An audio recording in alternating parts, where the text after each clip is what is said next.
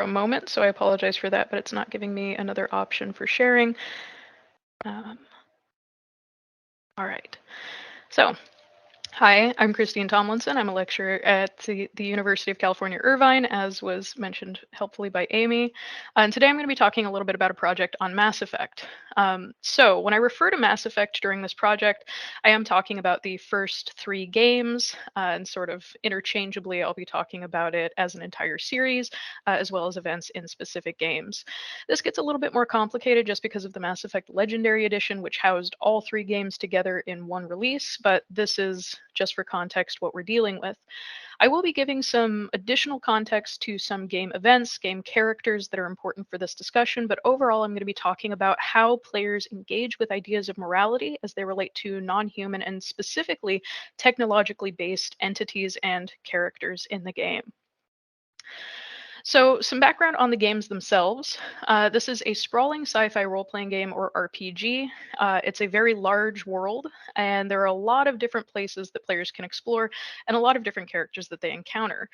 Now, not super uncommonly, players are in a position to be the hero of the story, and specifically, they are in a position to save the universe. The game prompts a lot of moral and ethical considerations and questions as part of that game experience. Choices that players can alter involve a variety of narrative elements, including choosing which group to side with, selecting personality based responses that determine who their character is as a person, as well as determining who lives and who dies in the broader scope of the game. Some very brief relevant literature. Um, a lot of the time when we think about video games, there's a heavy emphasis on the agency that players have, but agency is always bounded in these cases. So players do have influence, but it's part of a set of bounded choices that they're offered by the parameters of the game. So you can't make a choice unless that choice is offered to you. When it comes to influence, players really often seek to improve the game world that they're playing in. They want to be a positive influence, and that's in part due to the emotional connections that they feel toward characters. This is going to be an important part of contextualizing how people make moral and ethical considerations, especially in the context of robotic or artificial beings. To think about media more broadly, we also have to consider how technology is often represented in media and how people experience those representations. So, on one end of technological representations, we know that there's a lot of feminine coding and feminization of technological assistants and robots. In media, there's also an emphasis on technology as a potential threat to humans. So, putting people in a position where they're pitted against technology, and technology is potentially going to end life or the world as we know it. The methods for this project are content or text analysis, depending on your background. In sociology, we often refer to it as content analysis of online discussions of the games among players. And this included targeted searches to find the most engaged with discussions regarding in game decisions that players made, as well as how they talk about robotic or inorganic life forms in the game. For yet more context, Mass Effect characters are pretty varied. So, for anyone who hasn't had an experience with these games, it features a lot of characters from a wide range of different species. So, there are everything from humans to a variety of different aliens that you can encounter, to a lot of robotic, android, or otherwise synthetic creatures. And morality is a large part of the Mass Effect experience. The game, like I said, allows for players to make major turning point decisions in the game. Their input is going to determine which directions the narrative goes in, which groups might survive, but they also have influence on their characters' relationship to other characters and groups, how those groups interact with them, how they regard them. The fates of those groups within the game universe are also at the hands of the players, and the outcome of the universe, particularly in the context of synthetic life forms, is a major focal point of these games. And I'll talk about that a little bit more in a minute. When it comes to machines and different life forms in the game, there are a lot of mechanical or hybrid kind of mechanical organic life forms that the player can encounter. Some of those life forms do follow some of the typical media models that we see in other representations of science fiction, which I'll talk about a little bit more in a second. And players draw a lot of their moral and ethical understandings and interpretations within the context of the game itself. So the information that the game provides to them about these different groups, who they are, how they can influence or affect the player and the universe in the game, all of these things are taken into account. So, on kind of one end of the synthetic life form spectrum, we have Reapers, who are the major antagonist of the game. And the player can choose to deal with the Reapers in a variety of different ways, but I'll talk about that a little bit more when we talk about the end game. But these are highly advanced synthetic organic life forms that appear primarily as giant machines or spaceships. And they are pitted against humanity as well as aliens and the entire universe. They're hedged as the major threat, which reflects a lot of what we see with technology in media more broadly. And these beings are also considered a threat because they can indoctrinate other life forms. So they can kind of take control of their minds and prompt those life forms to support whatever goals they're trying to achieve. To get a little bit more specific, though, the player also encounters more friendly versions of synthetic life forms. Edie is one of those characters. She's a character that the player becomes very close to, who is always around. She starts as the spaceship's voice. So for Commander Shepard, the player's character, Edie is an assistant, like what we see with a lot of technological assistant representations in science fiction. So she starts as a feminine voiced AI that is the player's ship, and eventually she's transferred over to a highly feminized body. And she can also become romantically involved with the ship's pilot, Joker, which is going to be a little bit more relevant later. Edie also reflects a lot of those physical world and media models of feminine assistance in terms of expecting a lot of femininity and emphasizing femininity, not just in voice in this case, but also in form. On the other hand, we also have Legion, who's a member of the player's party, can travel with the player, and becomes pretty well integrated into the policy or party, depending on the decisions that the player makes. So Legion is part of the Geth, who are an integrated synthetic species. They used to be controlled by the Quarians, which is going to be relevant a little bit more in a moment. The Quarians are an alien race that I'll talk about in a second. Now, the Quarians effectively and used them for their own purpose. Eventually, when the Geth developed more sentience and became sapient species themselves, they rebelled in a very violent way, which brings us back to some of that discomfort with technology, the assumption that technology is a threat. While that's the case, the player is set up in the beginning of these games to view the Geth as enemies, as huge threats. But those stereotypes end up being broken down a little bit. It gets pushed back against the more you get to know Legion and through having Legion in your party. But Legion also puts players in a position to question what it means to be alive. What is life? What is personality? And one of the most well known quotes from Legion is, "Does this unit have a soul?" Really bearing down on this idea of what is a life form and can something mechanical have life? Now, as I noted, the Quarians are an important part of this equation as well. So, Tali, while she's not a synthetic life form or a robot, she is an alien. She is a Quarian who is also positioned to put the player into a position where they have to question the Geth. They have to question whether or not these alliances are good or not, to push back against some of the context that Legion can start to cause the player to question their decisions.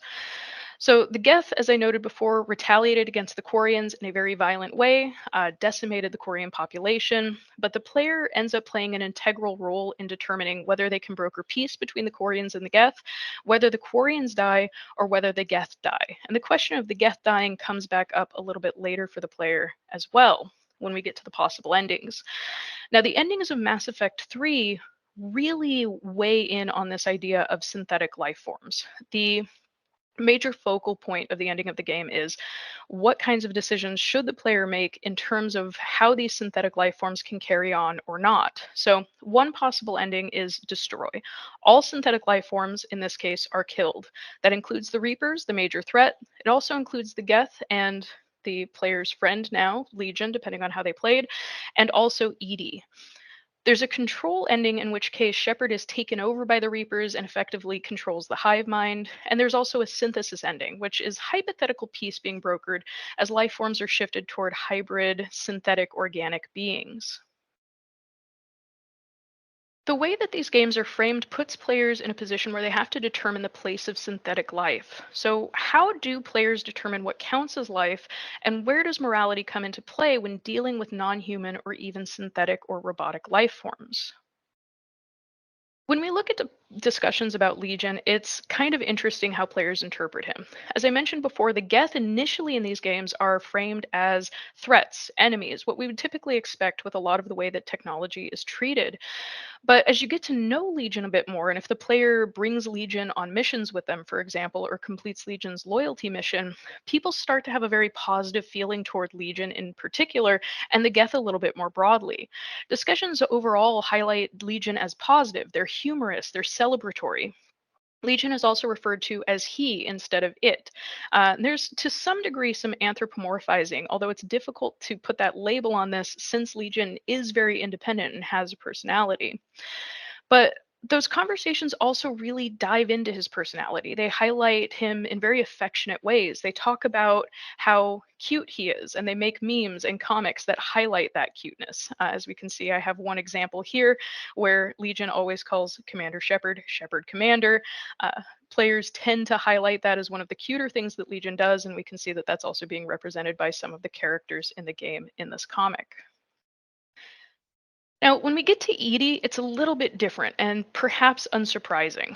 While some players do discuss Edie in terms of her wit, her intelligence, the humorous elements of her in the game, there's a lot more of a focus on sexuality and sexualization. And in particular, most of the major discussions focus on cosplayers dressing up as Edie rather than the game or Edie in the game itself.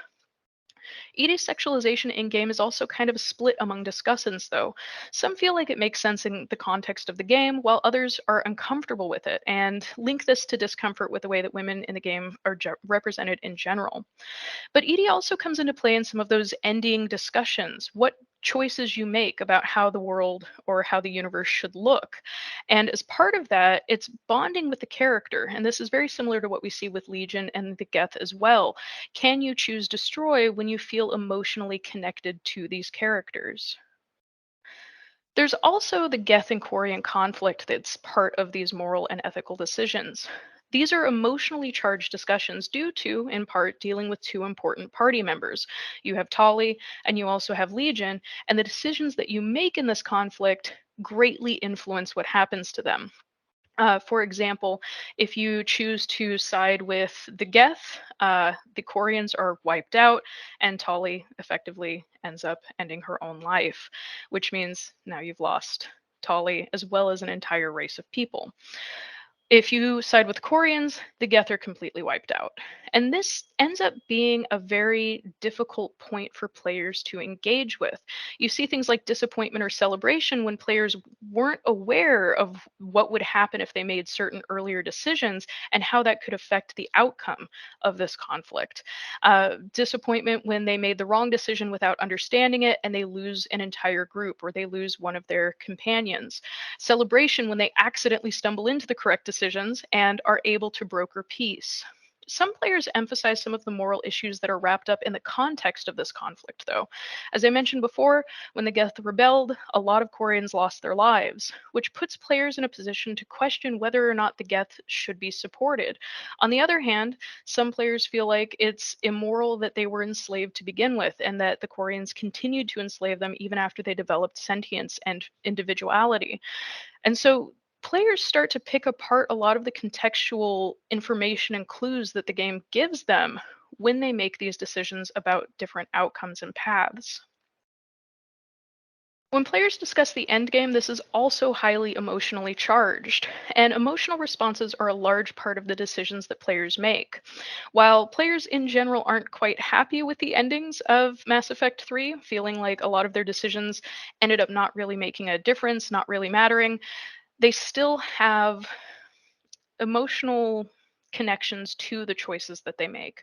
So many players highlight the loss of Edie as an example, as a potential effect on Joker, the pilot that Edie can be involved with. Some players discuss that they could not possibly pick the destroy ending because of how this would negatively affect their companions. There's also connections to the player character that become a major concern. Because players are so emotionally invested in their own character, Commander Shepard, they want to have good outcomes for them as well. Players do argue about these decisions, though. In a lot of cases, moderators have to come into these discussions to warn people not to fight about what the best possible outcome of the games is. But some people, while they say destroy is the only reasonable option, in part because it does give you the option to save Commander Shepard potentially, it comes at the emotional cost of sacrificing sentient synthetic species, or the player's character's own friends. These often discuss agency as part of these decisions, though, so highlighting the fact that these are individual player choices. And so there is no correct outcome, but there is an outcome that's correct for particular players or particular versions of Commander Shepard.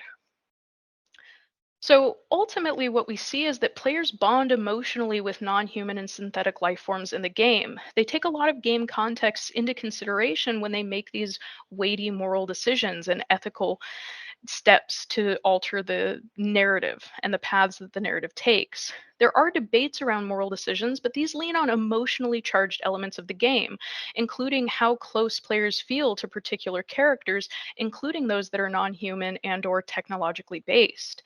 Ultimately, synthetic, robotic, and non human life forms in the game are largely granted similar moral and ethical consideration by players, thinking about how they will be affected in similar ways to any human would be affected or any alien species would be affected. And I do have kind of one of these memes here. We have someone who says, maybe I'm the only one who feels this way, but I thought it was cute and adorable, as we can see people focusing on this with Legion, when Legion referred to my Shepherd as Shepherd Commander. I think that was the beginning of when I thought he had a soul. So that's all I have for you for this presentation. Thank you very much for your attention. References for you just in case you're curious about that. But I'm looking forward to any questions that you might have.